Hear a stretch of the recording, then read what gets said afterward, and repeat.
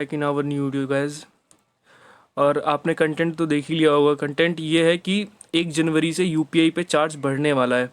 तो बाकी मैं आपको इसे पूरा ब्रीफली अच्छे से समझा देता हूँ कि किस तरीके से बढ़ने वाला है। और ये जानना बहुत ज़रूरी है कि क्योंकि हम कहीं भी ट्रांजेक्शन वगैरह करते हैं तो हमें नहीं पता हो तो फालतू के हमारे चार्जेस बढ़ सकते हैं। तो मैं आपको दिखाता हूँ। देखिए, डेली न्यूज़ जो डेली हंट है, इसका एक आर्टिकल है, अभी परसों ही आया है। आपको मैं डिस्क्रिप्शन में भी इसका लिंक दे दूँगा, आप खुद भी जाके पढ़ सकते हैं।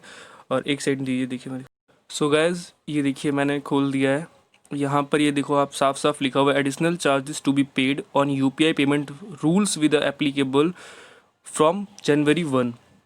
अब मैं इसका मतलब समझा देता हूँ कि क्यों लग रहा है और किस लिए लग रहा है। देखो, सबसे पहली चीज़, अगर आपको पता होगा कि आप नॉर्मली जो चीज़ें यूज़ करते हैं वो क्या है। अगर आप पेटीएम, अमेज़न, गूगल पे, फ़ोनपे, यही चीज़ें नॉर्मली बेसिकली मतलब लोग यही यूज़ करते हैं। ठीक। अब मैं आपको एक चीज़ और अब इनमें एक चीज़ और बताता हूँ। अगर आपको पता हो कि जो पेटीएम है इसका खुद का एक गेटवे है, जैसे कि पेटीएम पेमेंट बैंक @पेटीएम लगता है। ठीक है। अब गूगल पे को अगर आप देखें तो गूगल पे गूगल पे नहीं लगता, वहाँ पर हमेशा आप देखेंगे @OK एक्सिस या फिर OK ICI या फिर OK येस बैंक। मतलब इन्होंने खुद का गेटवे नहीं, इन्होंने दूसरे बैंकों का गेटवे ले रखा है। तो एक मोनोपोली होती है। मोनोपोली मीन्स होता है कि जहाँ पर क्या होता है कि जो बैंक होते हैं वो अपने नियमों में बदलाव लाते रहते हैं। अब उन्होंने क्या करा, उन्होंने जो टाइप था उसको टाइप को बनाए रखा, पर इन्होंने इनकी लिमिट को डिक्रीज़ कर दिया। जैसे कि इन्होंने सिर्फ कर दिया कि सिर्फ अब आप 30% ही हमारे थ्रू, मतलब 30% ही आप यूपीआई ट्रांजेक्शन कर सकते हैं हमारी यूपीआई आईडी से। उसके बाद अगर आप करते हैं तो आपको चार्ज देना पड़ेगा।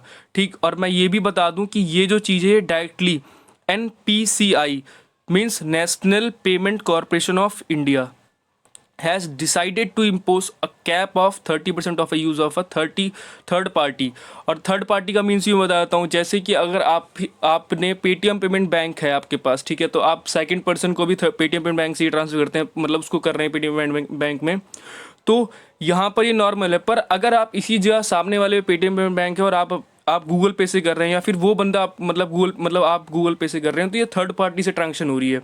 तो यहाँ पर आप पे चार्जेस लगने के चांसेस हैं, पर जब आप अपना 30% की लिमिट इंक्रीज़ कर ख़त्म कर चुके होंगे। और जहाँ तक मुझे लगता है कि आने वाले टाइम में हो सकता है कि शायद एक लिमिट भी दी जाए कि आप सिर्फ इतना ही ट्रांसफ़र कर सकते हैं या फिर इतनी ही यूपीआई ट्रांजेक्शन कर सकते हैं। और साफ साफ यहाँ पर अगर आप ये भी देखेंगे कि इससे सबको ही इफेक्ट, मतलब सब लोग इससे प्रभावित होंगे, ये देखिए। और सब लोग ही इससे प्रभावित होंगे, और बिल्कुल होंगे, क्योंकि ये देखिए affect the million of the consumer of the country.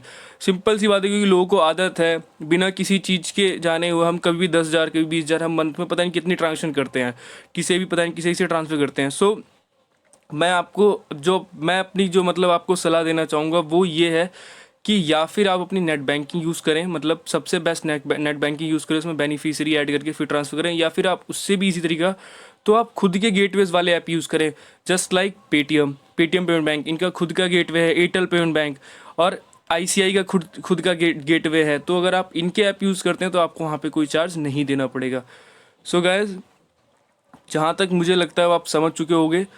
अगर आप यहाँ तक वीडियो में बने हैं तो बहुत बहुत धन्यवाद, और कृपया लाइक शेयर कमेंट सब कुछ करें।